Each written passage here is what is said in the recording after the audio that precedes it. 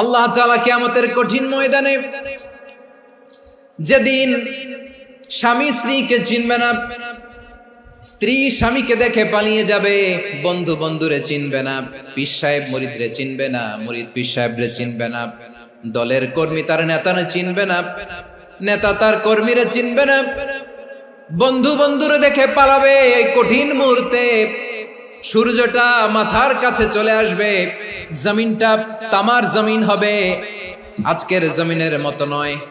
মানুষ ঘর্মাক্ত, ক্লান্ত, শ্রান্ত মাথার মগজগুলো কানের ছিদ্র আর নাকের ছিদ্র দিয়ে বেয়ে বেয়ে পড়বে। বিশ্বনবী ফরমান, কিয়ামতের ওই কঠিন ময়দানে 7 শ্রেণীর ব্যক্তিকে রব্বুল আলামিন তার আরশের নিচে ছায়া দিবেন। তার মধ্যে প্রথম শ্রেণীর ব্যক্তি হলো ইমামুন আদিল, যে ইনসাফের সাথে বিচার করে, যে জাস্টিস সমাজে সার্ভ করে, যে সুশাসন নিশ্চিত করে, ওই ইমামুন আদিল। আদিল শব্দটা বুঝছেন না? ইন্নাল্লাহা ইয়া'মুরু বিল আদল, পাইছেন? আদিল। 7 শ্রেণীর ব্যক্তিকে আল্লাহ তাআলা সুশীতল আরশের নিচে ছায়া দিবেন, যেদিন তার দেয়া ছায়া ছাড়া কোনো ছায়া থাকবে না। এর প্রথম হচ্ছে ইমামুন আদিল, ন্যায়পরায়ণ শাসক। চিল্লায় বলেন সুবহানাল্লাহ। আবার বিশ্বনবী বললেন, ইন্নাল মুকসিতিনা ইনদাল্লাহি আলা মানাবিরা মিন নূর আন ইয়ামিনির রহমান। কিয়ামতের দিন যারা ন্যায় পরায়ণ হিসেবে আল্লাহর সামনে দাঁড়াবে, কিয়ামতের দিন রব্বুল আলামিন তার আরশের ডান দিকে ওই ন্যায় পরায়ণ লোকদের জন্য আরশের ডান দিকে একটা নূরের মিম্বারে তাদেরকে বসার সুযোগ করে দিবে। আল্লাহর আরশের ডান দিকে ন্যায় পরায়ণ লোকদের জন্য আল্লাহ তাআলা নূরের মিম্বার বানাবে। 4টে কেন কথা মনে করেছেন? আল আদাল, জাস্টিস। ইন্নাল্লাহা ইয়া'মুরু বিল আদল। আল্লাহ তাআলা এই আদালতের নির্দেশনা দেন, সুবিচার, সুশাসন। প্রিয় ভাইয়েরা, এটা আমরা বাংলাদেশে চাই কি চাই না? এই যে অরাজকতা, এই যে অন্যায়, এই যে জুলুম, এই যে ইনকনসিস্টেন্সি সমাজের অসঙ্গতির প্রধান কারণ জাস্টিস নাই, সুবিচার নাই, সুশাসন নাই। শেষবারের মতো আওয়াজ করে বলেন তো, আমরা বাংলাদেশে আদল চাই কি চাই না? তাহলে প্রথম নির্দেশনা শেষ। আল্লাহ তাআলা তোমাদেরকে আদলের আদেশ দেন। এরপরে আল্লাহ বললেন, আমি তোমাদেরকে ইহসানের আদেশ দেই। ইন্নাল্লাহা ইয়া'মুরু বিল আদলি ওয়াল ইহসান। আমি তোমাদেরকে যেমনি আদলের নির্দেশনা দেই, তেমনি ভাবে তোমাদেরকে ইহসানের নির্দেশনা দেই। ইহসান, আওয়াজ করে সবাই বলেন তো ইহসান। ইহসান মানে কারো প্রতি সফট হার্টেড হওয়া, মহানুভব হওয়া, অনুগ্রহ পরায়ণ হওয়া, অনুগ্রহশীল হওয়া, একে অপরের প্রতি দয়াদ্র হওয়া। একে অপরের প্রতি দয়াদ্র, অনুগ্রহশীল হওয়া ছাড়া মানবিক সমাজ কশিনকালেও গঠন করা সম্ভব না। প্রিয় ভাইয়েরা, সুন্দর আচরণ দিয়ে, ইহসান দিয়ে যা জয় করা যায়, নরম আচরণ দিয়ে যেটা অর্জন করা যায়, কঠোরতা দিয়ে সেটা পারা যায় না। বিষ্ণু ঈসা ইসলাম ইহসান দিয়ে, কোমল আচরণ দিয়ে, তার অনুগ্রহ দিয়ে তিনি অনেক কাফিরের হৃদয়কে জয় করে ফেলেছেন। সাইয়েদনা সুমামা ইবনে উসাল রাদিয়াল্লাহু তাআলা আনহুর কথা মনে পড়ে যায়। তিনি ছিলেন ইয়ামামার বাদশা। মদিনাতে বিশ্বনবীকে হত্যা করার নিয়তে এসেছিলেন। গোপনে গোপনে বিশ্বনবীকে হত্যা করে আবার ইয়ামামাতে তিনি ফিরে যাবেন। কিন্তু কি অবাক করা কাণ্ড, হত্যা করতে পারে নাই, সাহাবাদের হাতে তিনি ধরা পড়ে গেলেন। সাইয়েদনা সুমামা ইবনে উসাল রাদিয়াল্লাহু তাআলা আনহু হত্যার নিয়তে আসলেন, কিন্তু হত্যা করতে পারলেন না। সাহাবারা ওনাকে ধরে ফেললেন, ধরে মসজিদে নববীর পিলারের মধ্যে বেঁধে রাখলেন। সুমামা ইবনে উসাল, সিরাত থেকে শুনে, সিরাত থেকে শোনাচ্ছি, রাদিয়াল্লাহু তাআলা আনহু ইয়ামামার অধিপতি ছিলেন। বিশ্বনবীকে হত্যার জন্য আসছেন, ধরা পড়ে গেছেন, এখন মসজিদে নববীতে বেঁধে রাখছে। তার মানে বন্দী। এখন স্ট্যাটাস কি? বন্দী, ক্যাপটিভ। তো বিষ্ণু ঈসা ইসলাম সাহাবাদেরকে বললেন, তার খোঁজ খবর নিও, সুমামা ইবনে উসালের খোঁজ খবর নিও। সাহাবারা বলেন, ইয়া রাসূলুল্লাহ, আপনাকে হত্যা করতে এসেছে, তার তো কঠিন ক্যাপিটাল পানিশমেন্ট হওয়া দরকার, কঠিন শাস্তি হওয়া দরকার। বিশ্বনবী বললেন, না, আমি যেটা জানি তোমরা সেটা জানো না, তোমরা সুমামার সাথে ভালো আচরণ করো। বিশ্বনবী সুমামার কাছে গেলেন। প্রথম দিন যে তিনি কালেমার দাওয়াত দিলেন, ইমানের দাওয়াত দিলেন, ইসলামের দাওয়াত দিলেন, রিসালাতের দাওয়াত দিলেন, আখিরাতের দাওয়াত দিলেন। পরের দিন যে বিশ্বনবী সালাতের দাওয়াত দিলেন, যাকাতের দাওয়াত দিলেন, ইসলাম কি, কিভাবে, কেমন করে পালন করতে হয় চমৎকার আর্টিকুলেট করতে শুরু করলেন। তন্ময় হয়ে সুমামা ইবনে উসাল রাদিয়াল্লাহু তাআলা আনহু বিশ্বনবীর কথাগুলো শুনতে আরম্ভ করলো। একদিন নয়, 2 দিন নয়, টানা 3 দিন বিশ্বনবী সুমামার কাছে ইসলামকে প্রেজেন্ট করেছেন, উপস্থাপন করেছেন। আওয়াজ করে বলেন, কয় দিন? 3 দিন। 3 দিন মসজিদে নববীতে বাধা। আর সাহাবীদেরকে বললেন, তার খোঁজ খবর নিও, তোমরা যে রুটি বানাও এর মধ্যে সবচেয়ে ভালো আটার রুটিটা তারে দিও, সবচেয়ে রিফাইন্ড খেজুর, যেটা পিওর খেজুর, এটা তারে দিও। আর বিশ্বনবী নিজের উট থেকে দুধ দহন করে ওনার বাড়ির এক কর্মচারীকে বলেছেন, দুধ দহন করে সুমামার জন্য নিয়ে যেও। সুবহানাল্লাহ পড়বেন না? সবাই তো অবাক, ইয়ামামা থেকে আসছে নবীকে হত্যা করতে, বিশ্বনবী দেখে তারে জামাই আদর করে। একদিন নয়, 2 দিন নয়, টানা 3 দিন বিশ্বনবী এভাবে সুমামার কাছে যেয়ে ইসলামকে প্রেজেন্ট করতে আরম্ভ করলেন, ইসলামকে উপস্থাপন করতে শুরু করলেন। আর তাকে চমৎকার এন্টারটেইনমেন্ট, আপ্যায়ন দিতে আরম্ভ করলেন। টানা 3 দিন যখন ইসলামের দ্য বিউটিজ অফ ইসলাম, ইসলামের সুমহান বাণী, সৌন্দর্য তার কাছে উপস্থাপন শেষ, তাকে আপ্যায়ন শেষ, বিশ্বনবী বললেন সাহাবাদেরকে, যাও এবার সুমামার হাতের পায়ের রশি দুটো খুলে দাও। সাহাবারা তর্ক জুড়ে দিলেন, লা ইয়া রাসূলুল্লাহ, এমনটা করবেন না, তো ভয়ঙ্কর ভয়ঙ্কর খুনি, কি জানি কি হয়ে যায়। বিশ্বনবী বললেন, না, তার হাতে পায়ের রশিগুলো খুলে দাও। সাহাবারা বিশ্বনবীর কথা মতো তার হাতে পায়ের রশিগুলো খুলে দিল। সুমামা মুহূর্তের মধ্যে মসজিদে নববী থেকে বের হয়, ইয়ামামায় ফিরে না যে মসজিদে নববীর পাশে একটা খেজুর বাগান ছিল, সেখানে চলে গেলেন। সেখানে একটা ছোট্ট কুয়া ছিল, কুয়ার পানি দিয়ে তিনি গোসল করলেন। সুবহানাল্লাহ পড়েন। কুয়ার পানি দিয়ে গোসল করে মসজিদে নববীর সামনে এসে বিশ্বনবী এবং সাহাবাদের সামনে দাঁড়িয়ে সাব্বাবা উঁচু করে বললেন, আশহাদু আল্লা ইলাহা ইল্লাল্লাহ ওয়া আশহাদু আন্না মুহাম্মাদান আবদুহু ওয়া রাসূলুহু। আমি সাক্ষ্য দিচ্ছি আল্লাহ ছাড়া কোনো ইলাহ নাই, আর মুহাম্মদ আল্লাহ তাআলার প্রেরিত বান্দা এবং রাসূল। প্রিয় ভাইয়েরা, ইহসান দিয়ে যা জয় করা যায়, কঠোরতা দিয়ে সেটা কঠিনকালেও জয় করা যায় না। আওয়াজ করে বলেন, ঠিক কি না? এবার সুমামা দাঁড়িয়ে বলে, ওগো নবী, আমি তো কালিমা পড়ে মুসলমান হয়ে গেলাম, এবার শোনেন, এই মুহূর্তের আগে আপনার চেহারার চাইতে নিকৃষ্ট কোনো চেহারা আমার কাছে ছিল না, কিন্তু শাহাদা পাঠ করার পরে আপনার চেহারার চাইতে উত্তম শ্রেষ্ঠ কোনো চেহারা আমার কাছে আর নাই। ও নবী, আজকের দিনের আগে ইসলাম ধর্মের চেয়ে নিকৃষ্ট অপছন্দনীয় কোনো ধর্ম আমার কাছে ছিল না, কিন্তু এই মুহূর্ত থেকে ইসলামের চেয়ে সেরা, শ্রেষ্ঠ, পছন্দনীয় কোনো ধর্ম আমার কাছে নাই। নবী গো, আজকের দিনের আগে মদিনার চাইতে অপছন্দনীয়, নিকৃষ্ট কোনো শহর আমার কাছে ছিল না, কিন্তু এই মুহূর্তের পর থেকে মদিনার চাইতে কোনো শ্রেষ্ঠ শহর আমার জানা নাই। সে ছিল গমের বড় ডিলার, গম বেচতো। কি বেচতো?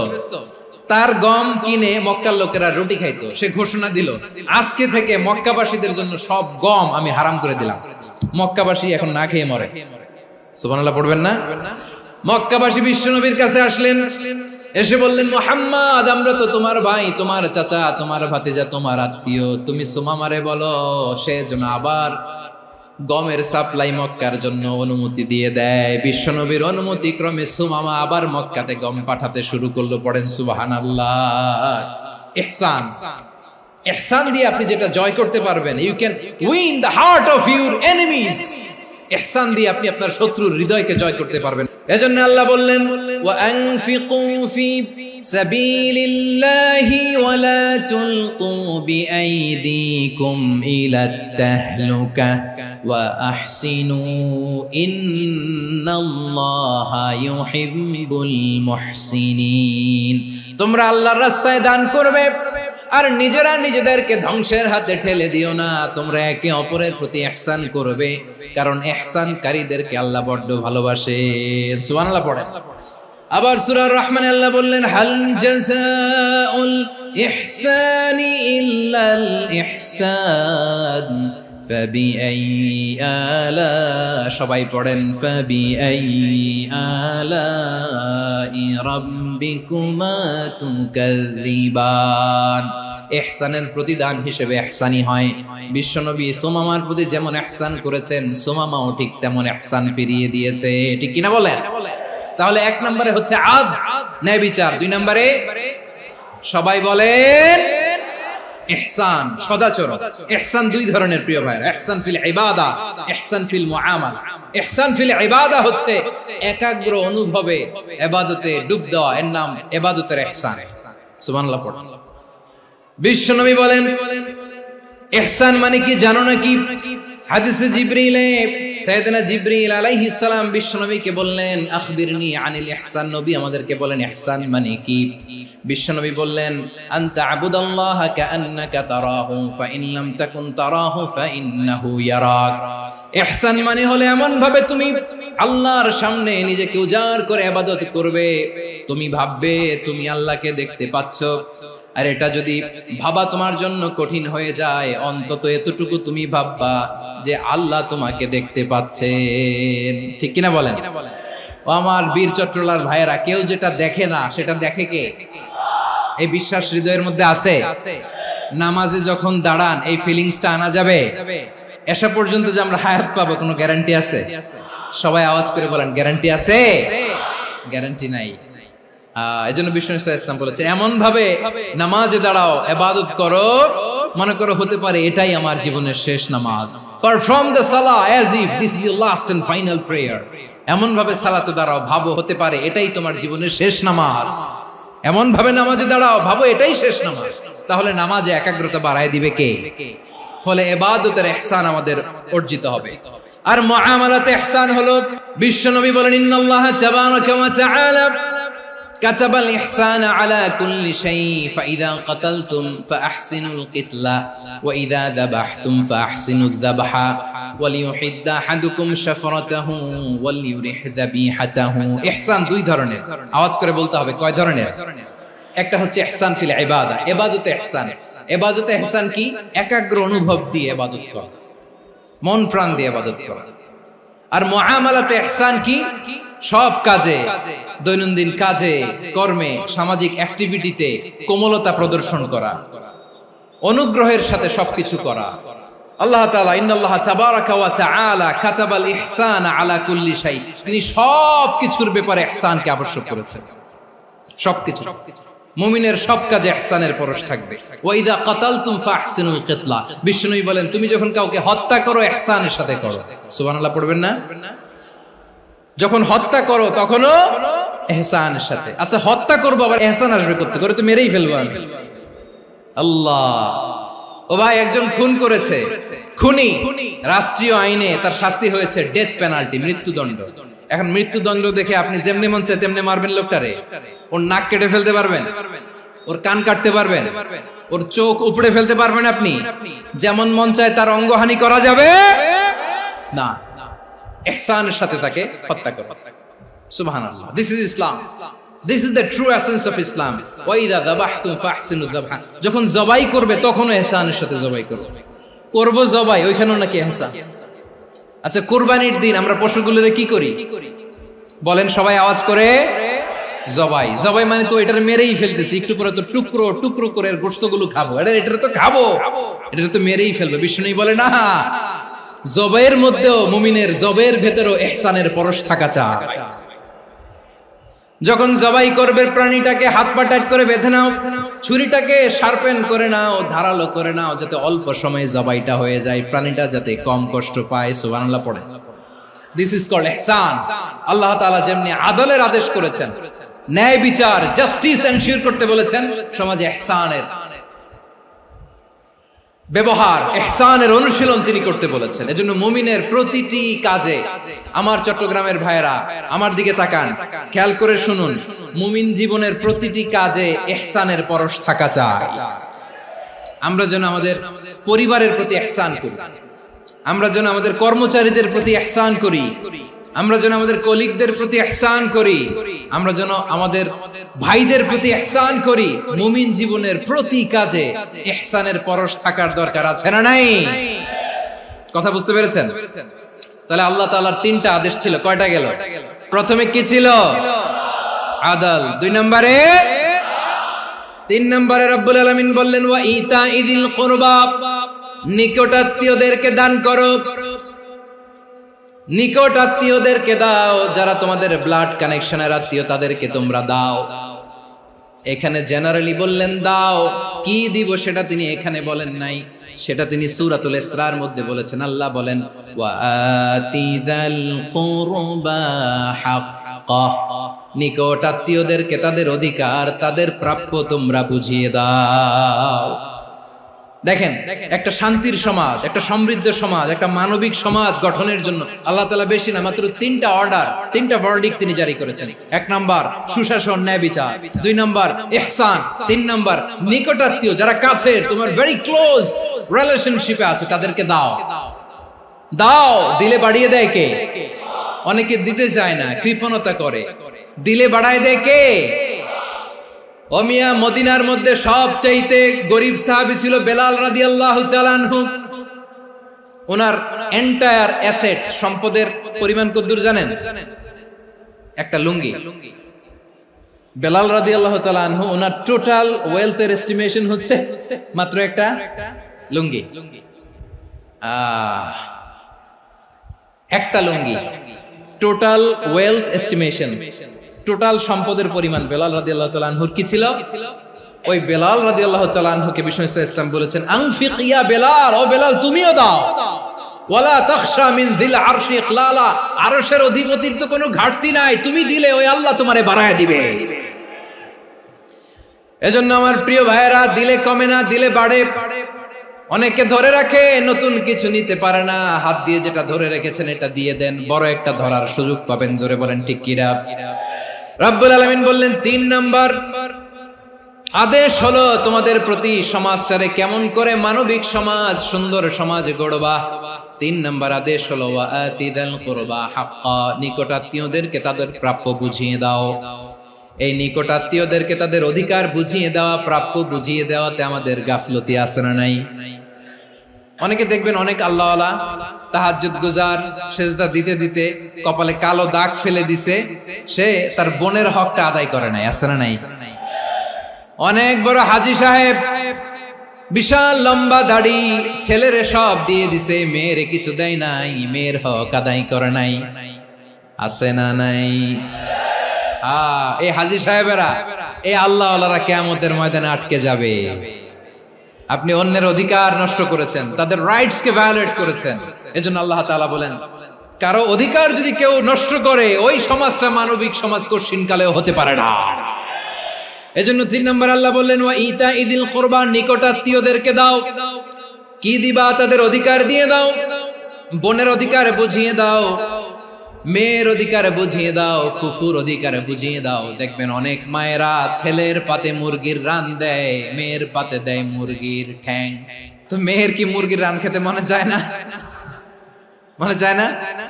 এমনটা করা যাবে না। নিকটাত্মীয়দেরকে অধিকার দিয়ে দাও, নিকটাত্মীয়ের সাথে সুসম্পর্ক রাখো। আদেশটা কার? এজন্য প্রিয় ভাইয়েরা, জীবনে যদি বারাকা অর্জন করতে চান, নিকটাত্মীয়দের সাথে সুসম্পর্ক রাখতে হবে, তাদের জন্য উপহার পাঠাতে হবে। বিশ্বনবী বলেন লা ইয়াদখুলুল জান্নাতা কাতে, যে ব্যক্তি আত্মীয়তার সম্পর্ককে ছিন্ন করে দেয়, সে কঠিন কালেও আল্লাহর জান্নাতে ঢুকবে না। আপনি কি এটারে সহজ হাদিস মনে করছেন? এটা সহজ কথা? আপনি ভাবছেন আপনার নামাজ আপনারে বাঁচাতে পারবে, আপনার রোজা বাঁচাতে পারবে, আপনার তাহাজ্জুদ আপনারে বাঁচাতে পারবে? অধিকার নষ্ট করলে কিছুই আপনারে বাঁচাতে পারবে না। এজন্য নিকট আত্মীয়দেরকে দিতে হবে বেশি বেশি। বিশ্বনবী বলেন ইন্না সাদাকাতা আলাল মিসকিনি সাদাকা ওয়া আলা যির রাহিমি ইসনাতান সাদাকাতুন ওয়া সিলা। মিসকিন রে দান করলে শুধু দানের সওয়াব হয়, নিকট আত্মীয়কে দান করলে 2টার সওয়াব হয়, সাদাকার সওয়াব হয়, আবার আত্মীয়তার বন্ধন অটুট রাখার সওয়াব হয়ে যায়। আবার বিশ্বনবী বললেন মান সাররাহু আইয়ুবসাতা লাহু ফি রিজকিহি ওয়া ইনসালাহু ফি আসারিহি ফালইয়াসিল রাহিমা। যে ব্যক্তি তার রিজিকের প্রশস্ততা চায় আর হায়াতে বরকত চায়, সে যেন তার আত্মীয়ের সাথে সুসম্পর্ক রাখে। আমার প্রিয় চট্টলার ভাইয়েরা, আমাদের রিজিক বাড়ুক, এটা আমরা চাই কি চাই না? সবাই চান? হ্যাঁ, আমাদের রিজিকে প্রশস্ততা আসুক, চাই কি চাই না? আমাদের হায়াতে বরকত আসুক, আমরা চাই কি চাই না? এই দুইটা যদি চান তাহলে নিকটাত্মীয়দের সাথে সুসম্পর্ক রাখবেন। পারবেন? তাহলে সমাজটারে মানবিক সমাজ বানায় দিবে কে? তিনটা আদেশ চলে গেল। 1 নম্বরে কি ছিল? 2 নম্বরে, 3 নম্বরে নিকটাত্মীয়দেরকে দান। আল্লাহ তাআলা তিনটা জিনিসের যেমনি আদেশ করেছেন, অনুরূপ ভাবে তিনটা বিষয় তিনি বারণ করেছেন, নিষেধ করেছেন, ওগুলোর কাছেও যাওয়া যাবে। রাব্বুল আলামিন বলেন, ওয়ায়ানহা আনিল ফাহশাই ওয়াল মুনকারি ওয়াল বাগি। আমি যেমনি তিনটি বিষয়ে আদেশ করলাম, অনুরূপ ভাবে তিনটি বিষয়ে বারণ করলাম, নিষেধ করলাম। আমার 1 নাম্বার নিষেধাজ্ঞা হলো অশ্লীলতার প্রতি। ফাহশা, ওয়ায়ানহা আনিল ফাহশা, আল্লাহ তাআলা অশ্লীলতাকে নিষেধ করেছেন। কোন জিনিসকে? সবাই বলুন, কোন জিনিসকে? যত ধরনের, যত টাইপের, যত ক্যাটাগরির অশ্লীলতা হতে পারে সব অশ্লীলতাকে হারাম করেছেন কে? ফাহশা মানে কি? কথায়, কাজে, আচরণে, কমেন্ট, ফেসবুকের কমেন্টসে যত ধরনের নোংরামো আছে, যত ধরনের অশ্লীলতা আছে, এটাকে আরবিতে বলে ফাহশা। রাব্বুল আলামিন বলেন, কুল ইন্নামা حرم ربي الفواحش ما ظهر منها وما بطن। ও নবী, আপনি বলে দেন, আমার রব প্রকাশ্য, অপ্রকাশ্য, স্পষ্ট কিংবা অস্পষ্ট, দৃশ্যমান কিংবা অদৃশ্যমান সব অশ্লীলতাকে হারাম করেছেন। সব ধরনের অশ্লীলতা হারাম। আল্লাহ তাআলা আমাদেরকে অশ্লীলতা থেকে বাঁচান। এবার বলেন, আমাদের সমাজে অশ্লীলতা আছে না নাই? অশ্লীলতা নানা ভাবে, নানা নামে, নানা মোড়কে আমাদের সমাজে আছে না নাই? সংস্কৃতির নামে, ফ্যাশনের নামে, বিনোদনের নামে, উপন্যাসের নামে, কনসার্টের নামে অশ্লীলতা আছে না নাই? আপনি দেখেছেন কনসার্টগুলোর অবস্থা? আমাদের তরুণ তরুণীরা, আমাদের যুবক যুবতীরা, আমাদের জেনজিরা, কি অবস্থা ওইখানে? কনসার্টের নামে অশ্লীলতা আছে না নাই? ছেলে মেয়ে একে অপরকে জড়ায় ধরতেছে, একে অপরকে চুমু খাচ্ছে, প্রকাশ্যে, দিবালোকে, গণমানুষের সামনে। আল্লাহ তাআলা এই অশ্লীলতা থেকে আমাদেরকে বেঁচে থাকতে বলেছেন। রূপালী জগতের নামে অশ্লীলতা আছে না নাই? এই টার্মটা আপনারা জানেন না? রূপালী জগৎ কি জগৎ? আসলে কি রূপালী জগৎ না অন্ধকার জগৎ? আমার বোনেরা, আপনাদেরকে যে কি বলে তারা বুঝায়, রূপালী জগৎ শুনেই আপনি ভরকে যাবেন না। রূপালী জগতে যে নারী যত বেশি উলঙ্গ, সে নাকি তত বেশি সাহসী। জানেন? বলে এটা একটা সাহসী নারী, খুব সাহসী পদক্ষেপ তার। যত বেশি শরীর থেকে কাপড় নামাতে পারবে, যত বেশি বস্ত্রহীন হয়ে নিজেকে প্রেজেন্ট করতে পারবে, সে নাকি তত বেশি সাহসী।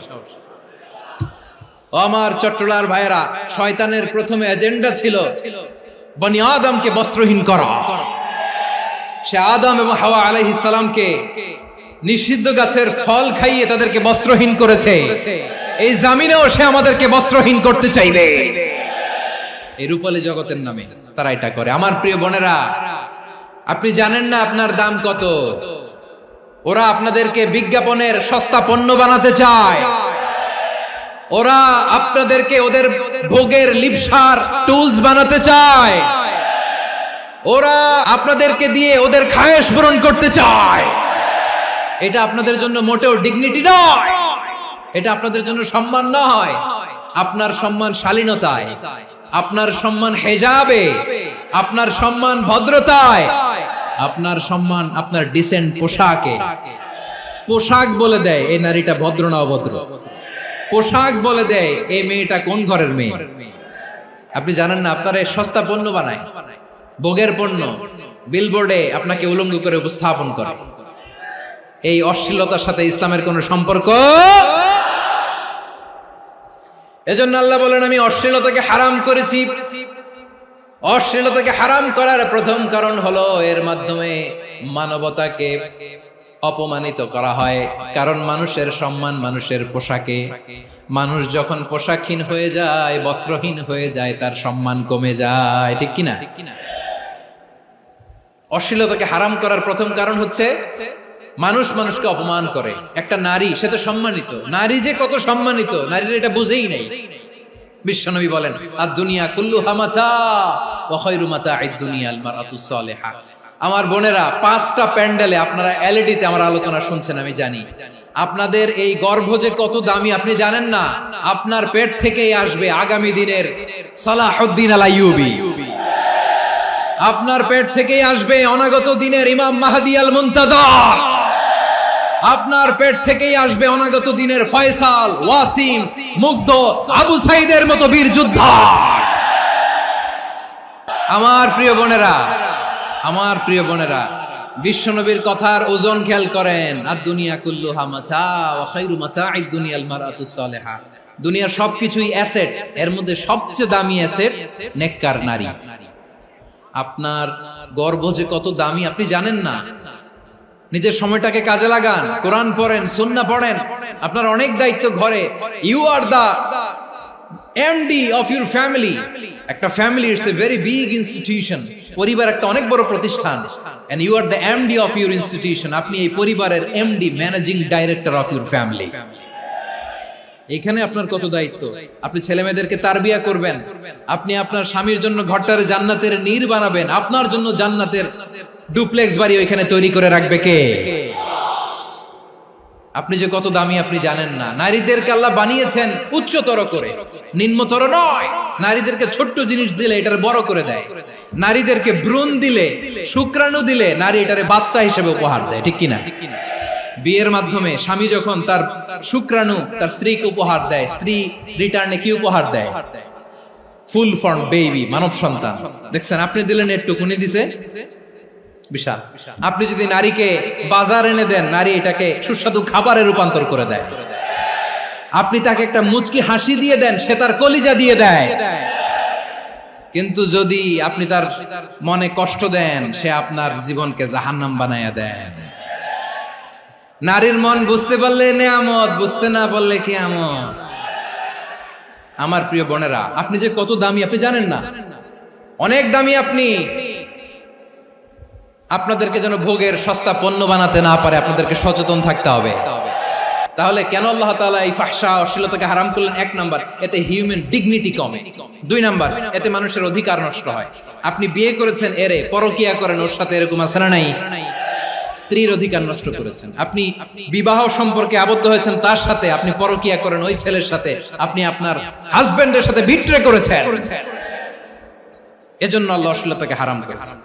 অশ্লীলতাকে হারাম করার আরেকটা কারণ হচ্ছে আল্লাহ তাআলা এই হিউম্যান জেনারেশনকে এটাকে প্রিজার্ভ করতে চায়। হিফজুন নাসল, এটা মাকাসিদুশ শরিয়ার অনেক গুরুত্বপূর্ণ একটা মাকাসিদ, অনেক গুরুত্বপূর্ণ।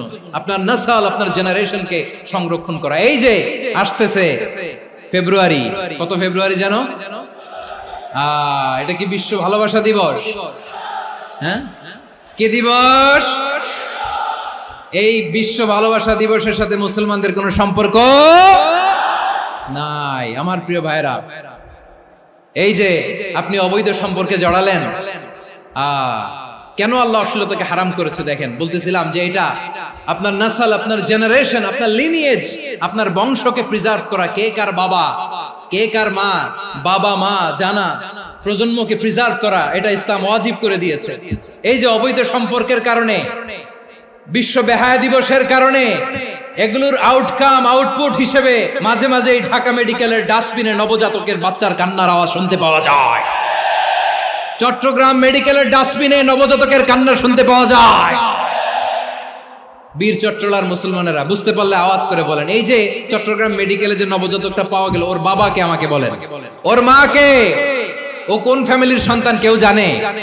আপনি হিউম্যান ডিগনিটিকে অপমান করেছেন না? আপনি তার ভবিষ্যৎকে অন্ধকার করেছেন না? আপনি তার লিনিয়েজকে প্রশ্নবিদ্ধ করে দিয়েছেন না? এই জন্য আল্লাহ তাআলা অশ্লীলতাকে আমাদের জন্য হারাম করে দিয়েছেন। পড়েন সুবহানাল্লাহ। এই জন্য রাব্বুল আলামিন বলেন, কুল ইন্নামা হারামা রাব্বিয়াল ফাওয়াহিশা মা যাহারা মিনহা ওয়া মা বাতান। প্রকাশ্য অপ্রকাশ্য সব অশ্লীলতাকে হারাম ঘোষণা করে দিয়েছে কে?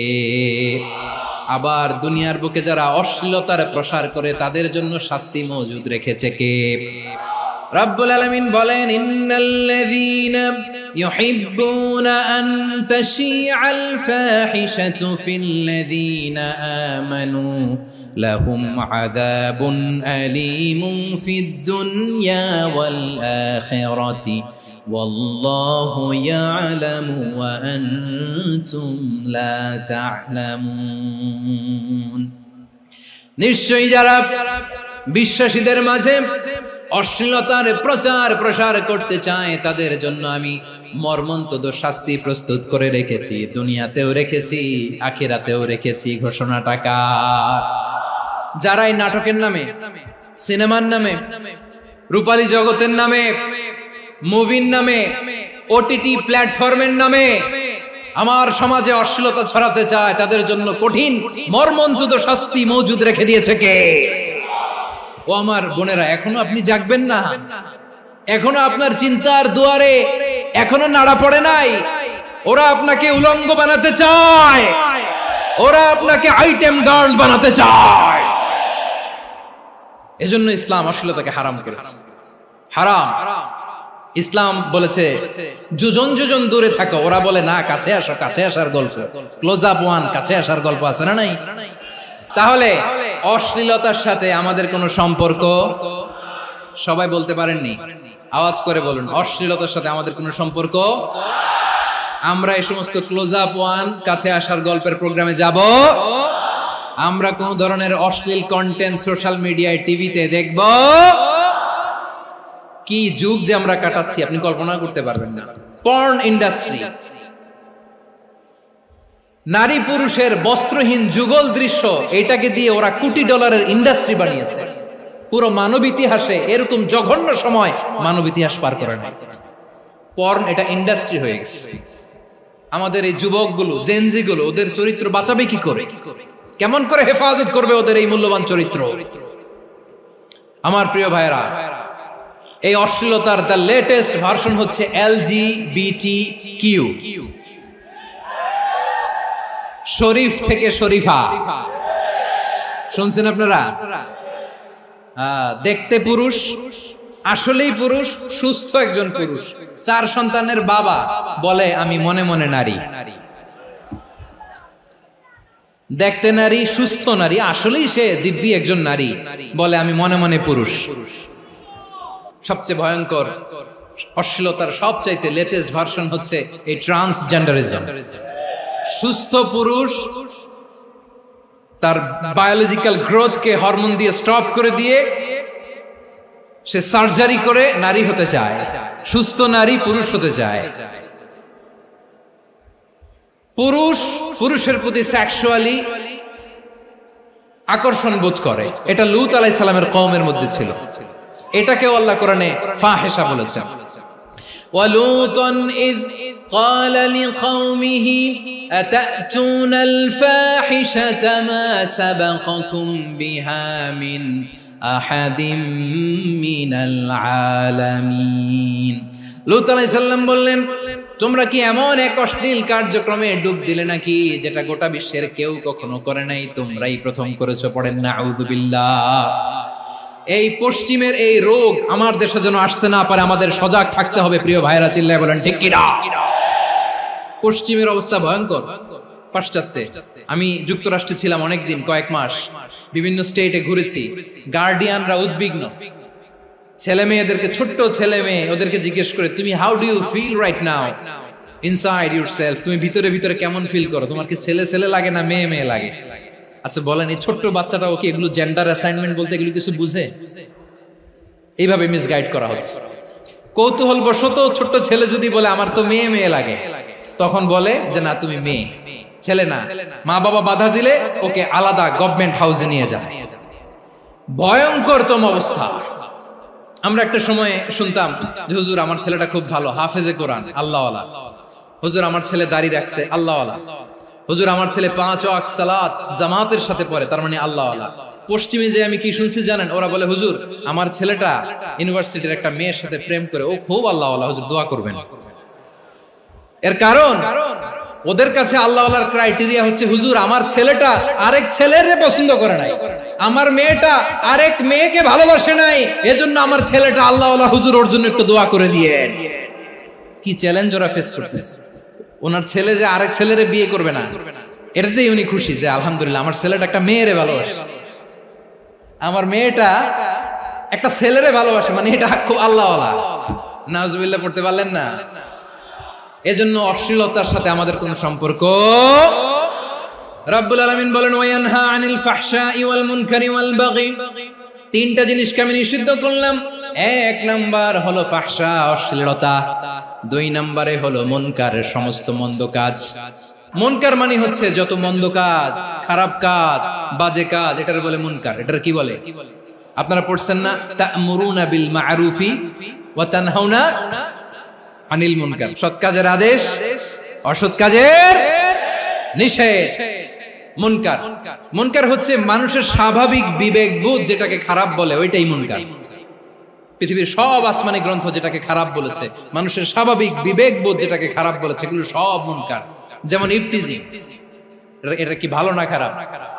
মজুদদারি, খাদ্যে ভেজাল দেওয়া, ওজনে কম দেওয়া, মাছে ফরমালিন মিশানো, চাঁদাবাজি, টেন্ডারবাজি, দখলবাজি, এগুলো আমাদের স্বাভাবিক বিবেকেই বলে এগুলো খারাপ, এগুলো হচ্ছে মুনকার। আল্লাহ তাআলা এই মুনকার থেকে আমাদেরকে বেঁচে থাকতে বলেন, আর শয়তান এই মুনকারের প্রতি আমাদেরকে উদ্বুদ্ধ করে।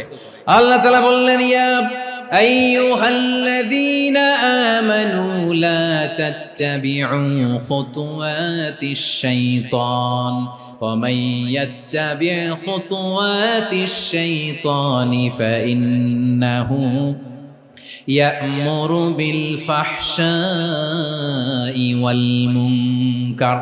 আল্লাহ বললেন, আমার গোলামেরা শোনো শোনো, ও আমার বিশ্বাসী বান্দারা খবরদার, তোমরা কশিনকালেও শয়তানের পদাঙ্ক অনুসরণ করবে না, কারণ শয়তান তোমাদেরকে অশ্লীলতা এবং মন্দ কাজের দিকে উদ্বুদ্ধ করে।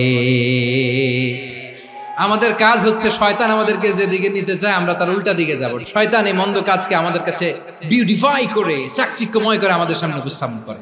এজন্য আল্লাহ বলেন মুনকারকে থামাতে হবে, মুনকার প্রতিরোধ করতে হবে। মুনকার প্রতিরোধের দায়িত্ব শুধু আমাদের নাকি? শুধু আপনার খতিব সাহেবের, ইমাম সাহেবের, নাকি মুসলিম উম্মার সবার?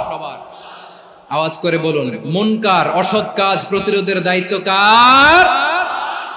রাব্বুল আলামিন বলেন, কুনতুম খায়রা উম্মাতিন উখরিজাত লিন-নাসি তা'মুরুনা বিল মা'রুফি ওয়া তানহাউনা আনিল মুনকার। তোমাদেরকে শ্রেষ্ঠ জাতি করে জমিনের মধ্যে আবির্ভূত করা হয়েছে, যাতে করে তোমরা জমিনের ভেতরে সৎ কাজের আদেশ করতে পারো আর অসৎ কাজের নিষেধ করতে পারো। উম্মাহ, কুনতুম খায়রা, তাহলে গোটা উম্মার দায়িত্ব, এটা বুঝতে পারছেন তো? আচ্ছা, আরো নিচে আসেন। এরপরে আল্লাহ বললেন, শুধু উম্মাহ না, এই জমিনের রাজত্ব আমি যাদের হাতে দেই, এই জমিনের মালিক আমি যাদেরকে বানিয়ে দেই, যাদেরকে আমি সরকারের দায়িত্ব দেই, তাদেরকেও মুনকার প্রতিরোধের দায়িত্ব দিয়েছে কে? আল্লাহ বলেন, যারা ক্ষমতার মসনদে বসেছে তাদেরকে 4 দফা কর্মসূচি আমি আল্লাহ দিলাম। আওয়াজ করে বলেন, কয় দফা? আল্লাহ বলেন, আল্লাযীনা ইম্মাক্কান্নাহুম ফিল আরদি আকামুস সালাতা ওয়া আতাউয যাকাতা ওয়া আমারু বিল মা'রুফি ওয়া নাহাউ আনিল মুনকার ওয়ালিল্লাহি আকিবাতুল উমুর। যারা এই জমিনের উত্তরাধিকার হয়েছে তারা 4 দফা কর্মসূচি নিয়ে সামনে আগাবা। সালাত কায়েম করবা, যাকাত আদায় করবা, সৎ কাজের আদেশ দিবা, অসৎ কাজ থেকে মুনকার প্রতিরোধ করবা। আদেশটা কার?